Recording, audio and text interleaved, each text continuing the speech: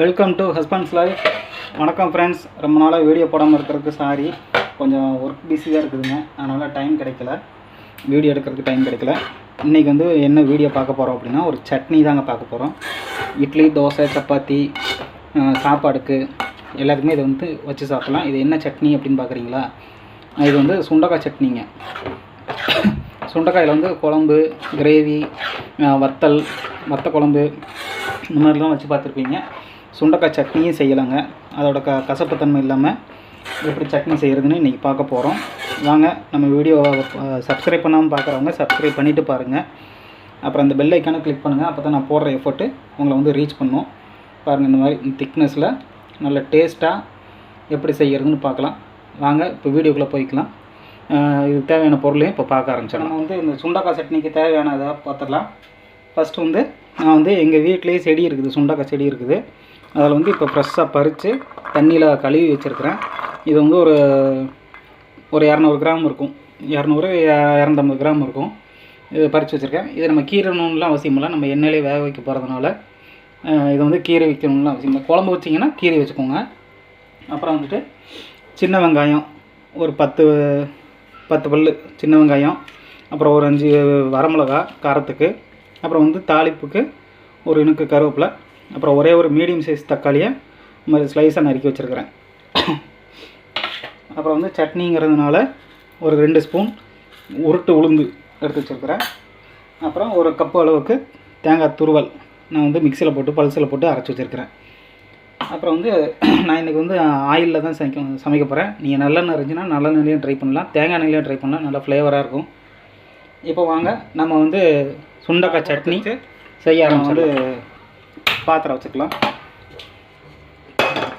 நான் வந்து இன்றைக்கி ஒரு வரைச்சட்டி வச்சுக்கிறேன். அடுப்பு வந்து ஃபுல்லாகவே வச்சுக்கோங்க, சீக்கிரம் வேகணும் இல்லையா, அதுக்காக. சுண்டைக்காய் வந்து ரொம்ப டைம் எடுக்கும். நான் வந்து இன்றைக்கி ஒரு 2 ஸ்பூன் அளவுக்கு ஆயில் ஊற்றிக்கிறேன்.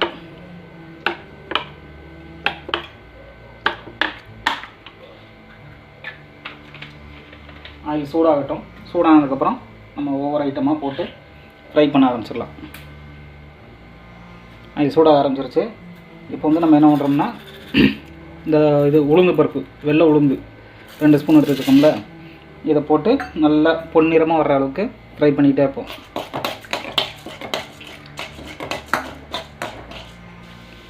உளுந்து பருப்பு லைட்டாக ஃப்ரை ஆக ஆரம்பிச்சிருச்சு. இப்போ இந்த ஸ்டேஜில் வந்து நம்ம எடுத்து வச்சுருக்க சின்ன வெங்காயத்தை சேர்த்துக்கலாம். வரமிளகாய் போய் சேர்த்துடலாம், பட் வந்து சுண்டைக்காய் எல்லாம் வேகும் போது அது வந்து கருக ஆரம்பிச்சிடும், அது இப்போ டேஸ்ட் மாறி போயிடும். அதனால் வெங்காயம் லைட்டாக வதங்கினதுக்கப்புறம் நம்ம வந்து வரமிளகாய் போட்டு ஃப்ரை பண்ணிடலாம். இந்த எண்ணெயிலேயே வந்து நல்லா ஒரு அரை வேக்காடு வேகிற அளவுக்கு சின்ன வெங்காயத்தை வதக்கிக்கோங்க. இது சிம்பிள் ரெசிபி தாங்க. சுண்டைக்காய், தக்காளி, வெங்காயம், அவ்வளோதான். தோசை, இட்லி, சப்பாத்தி, சாப்பாடு எதுக்குனாலுமே சாப்பிட்டுக்கலாம். நீங்கள் இப்போ ஒரு லெமன் ரைஸு, ஒரு புளியோதரை இந்த மாதிரி வச்சிங்கன்னா கூட இதை தொகையில் மாதிரி அப்படியே கட்டியாக வச்சு நீங்கள் வந்து இது சைடிஷ் வச்சு சாப்பிட்லாம். அடுப்பு சிம்மில் வச்சுக்கோங்க. இப்போ நம்ம எடுத்து வச்சுருக்கிற வரமிளகாய் சேர்த்துக்கலாம். நான் இன்றைக்கி காரம் தேவைங்கிறதுக்காக ஒரு 5 வரமிளகாய் எடுத்துருக்கிறேன். உங்கள் காரத்துக்கு ஏற்ற மாதிரி நீங்கள் எடுத்துக்கோங்க. அடுப்பு சிம்மில் தான் இருக்குது. இதுலேயே வந்து இந்த வரமிளகாவை நல்லா வதக்கிடலாம்.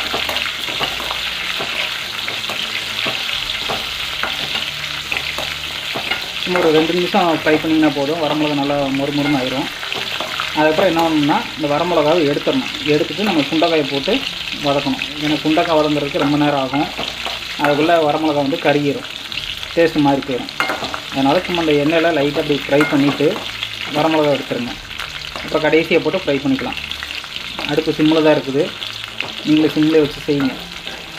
சுண்டைக்காய் வதக்கும் போது இப்போ ஃபுல்லாக வச்சுக்கோங்க. இப்போ வச்சிங்கன்னா எல்லாம் கருக ஆரம்பிச்சிடும்.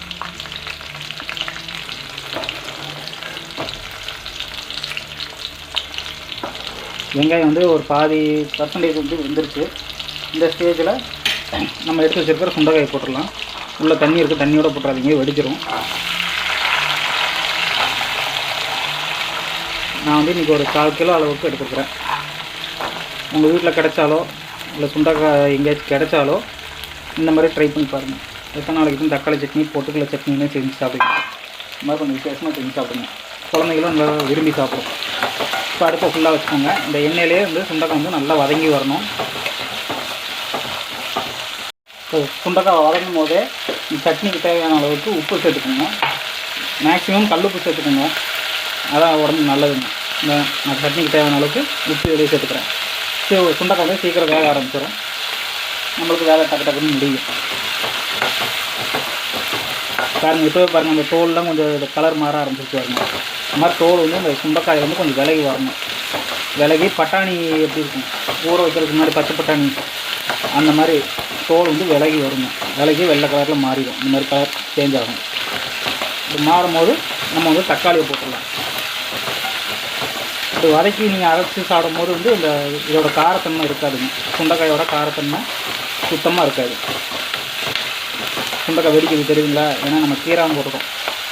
அதனால தான் இந்த மாதிரி ஸ்டேஜில் வந்து நீங்கள் ஒரு தட்டு வச்சு மூடி வச்சுட்டு வேக விடுங்க. இப்போ வந்து சுண்டைக்காய் வந்து ஓரளவு வெந்துருச்சு. இப்போ நம்ம நறுக்கி வச்சுருக்க தக்காளியை போட்டுக்கலாம்.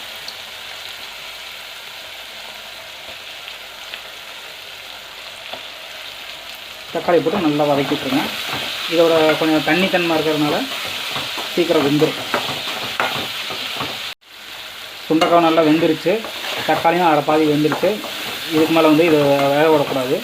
இப்போ இந்த ஸ்டேஜில் வந்து என்ன பண்ணணும்னா, நம்ம எடுத்து வச்சுருக்கிற வரமிளகாவை சேர்த்துடலாம். இதுலேயே சேர்த்துட்டு நம்ம துருவி எடுத்து வச்சுருக்கிற தேங்காயும் இதில் போட்டுடலாம். அடுப்பு சிம்மில் வச்சுக்கோங்க. இதுக்கு மேலே வந்து ரொம்ப வதங்கக்கூடாது. தேங்காய் துருவில் போட்டு ஒரு பெரட்டினீங்கன்னா போதும். ரொம்ப இது வேணும்னு அவசியம் இல்லை. சிம்பிள் ரெசிப்பிங்க, ட்ரை பண்ணி பாருங்கள். நல்லா இருந்துச்சுன்னா கமெண்டில் சொல்லுங்கள். அப்புறம் நம்ம சேனலை சப்ஸ்கிரைப் பண்ணாமல் பார்க்குறவங்க சப்ஸ்கிரைப் பண்ணிவிட்டு பாருங்கள். கொஞ்சம் சப்போர்ட் பண்ணுங்கள் நமக்கு, அவ்வளோதான். வேறு ஒன்றும் கேட்க போகிறதில்ல உங்கள்கிட்ட. நீங்கள் சப்போர்ட் பண்ணால் மட்டும் போதுங்க. போட்டு இப்போ தேங்காய் துருவில் போட்டு நல்லா ஃப்ரை பண்ணி விட்டுருங்க. ஃப்ரை பண்ணி விட்டு ஆற வச்சு மிக்ஸி ஜாரில் போட்டு அரைச்சிடுங்க. நல்லா மையாக அரைக்கணும்னு அவசியம் இல்லைங்க, நல்லா பேஸ்ட் மாதிரி அரைக்கணும்னு அவசியம் இல்லை. கொஞ்சம் குறைன்னு அரைச்சிங்கன்னா போதும். ஏன்னா அந்த சுண்டைக்காய் வந்து நம்ம இது கடிக்கும் போது கொஞ்சம் தெரியணும். அதனால் ரொம்பையும் இதாக பண்ணக்கூடாது. அவ்வளோதான். சும்மா இப்படி பரட்டி விட்டு அந்த தேங்காயில் இருக்கிற ஆயில் தன்மை வந்து போகணும். போனதுக்கப்புறம் நல்லா ஆற வச்சு மிக்ஸி ஜாரில் போட்டு அரைச்சிக்கோங்க. அரைச்சிங்கன்னா சுண்டைக்காய் சட்னி ரெடி. அவ்வளோதான். அடுப்பை ஆஃப் பண்ணிடலாம். அடுப்பை ஆஃப் பண்ணிவிட்டு ஃபேனில் நல்லா ஆற வச்சுருங்க. ஆறட்டும், நான் எப்படி அரைக்கணும்னு காமிக்கிறேன். நல்லா சூடு ஆறிடுச்சு.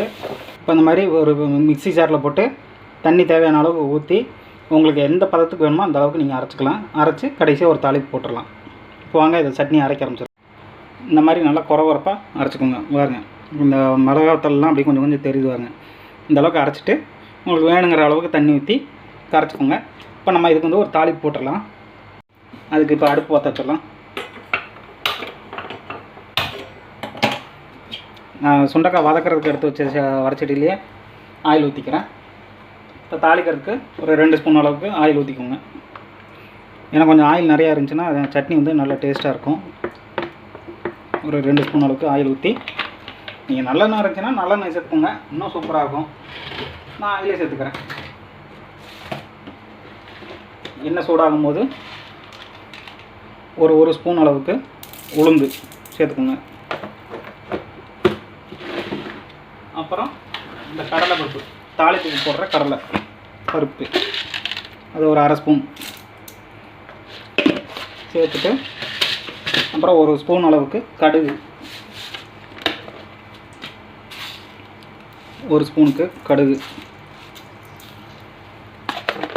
போட்டு இது நல்லா சூடாகி கடுகு வெடிக்க ஆரம்பிச்சிட்டோம். வெடிக்கிற ஸ்டேஜில் நம்ம வந்து கருவேப்பிலை, பெருங்காயத்தூள்லாம் சேர்த்துக்கலாம். இப்போ இந்த ஸ்டேஜில் 2 வரமிளகாவை கிள்ளி போட்டுக்கோங்க. கிள்ளி போட்டு கடுகு வெடிக்க ஆரம்பிச்சிருச்சு. இந்த ஸ்டேஜில் இந்த வரமிளகாயும் கொஞ்சம் நல்லா பொரிய ஆரம்பிச்சிடும். இப்போது நம்ம வந்து பெருங்காயத்தூள் சேர்த்துக்கலாம். பெருங்காயத்தூள் வந்து கொஞ்சம் நிறையவே சேர்த்துக்கோங்க, நல்ல மணமாக இருக்கும். இப்போ அடுப்பை ஆஃப் பண்ணுறதுனால ஆஃப் பண்ணிடுங்க. ஆஃப் பண்ணிவிட்டு 2 இனுக்கு கருவேப்பிலை சேர்த்துட்டு இப்போ நம்ம அரைச்சி எடுத்து வச்சுருக்கிற சட்னியை இதில் போட்டுடலாம். சேர்த்து வேணுங்கிற அளவு தண்ணி சேர்த்துக்கோங்க.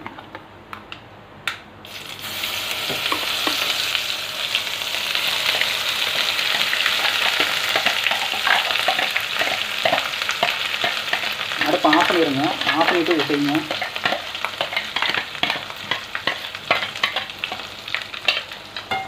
இந்த எண்ணெயிலே லைட்டாக பரட்டி விட்ருங்க. இந்த எண்ணெய் சூடு இருக்கும்போதே சட்னி வந்து நல்லா ஒரு பரட்டி விட்ருங்க. அப்போ தான் அந்த கடுகு எண்ணெயோட எக்ஸ்ட்ராட்டு பூரா அந்த சட்னியில் வந்து ஆட் ஆகும். இதுக்கப்புறம் நீங்கள் சட்னிக்கு தேவையான அளவுக்கு தண்ணி சேர்த்துக்கோங்க. இன்றைக்கி நாங்கள் வந்து ஒரு 10 பேர் சாப்பிட போகிறோம். அதுக்கேற்ற அளவுக்கு நான் தண்ணி சேர்த்துக்கிறேன். ஆனால் டேஸ்ட்டாக இருக்கும். இந்த தோசைக்கு தான் இது பண்ண போகிறேன். நல்லா டேஸ்ட்டாக இருக்குதுங்க. உப்பு மட்டும் கரெக்டாக பார்த்து போட்டுக்கோங்க. ஏன்னா வந்து உப்பு அதிகமாச்சுன்னா எதுவுமே பண்ண முடியாது. நல்லா கழுவி ஜாரை கழுவுன தண்ணியே ஊற்றிக்கோங்க.